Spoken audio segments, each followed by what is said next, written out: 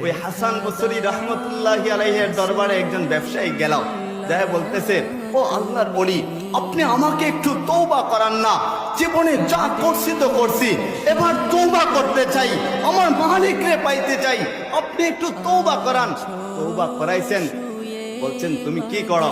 বলে, ব্যবসা করি, মুদিমালের ব্যবসা, চাল ডাল বিক্রি করি।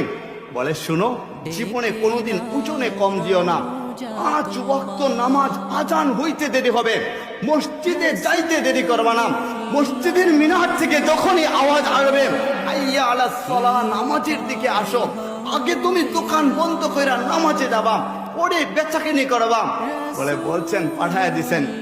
পরের দিন ওই দোকানে সকাল থেকে দুপুর পর্যন্ত দোকানে বসে আছে, কোনো বেচা কিনা হয় না, একটা কাস্টমার পর্যন্ত আসে না।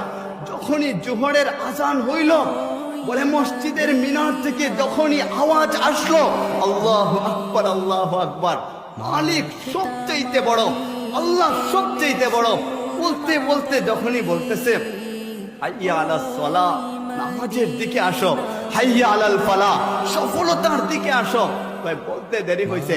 এমন সময় একজন কাস্টমার একটা লিস্ট নিয়ে হাজির হয়েছে।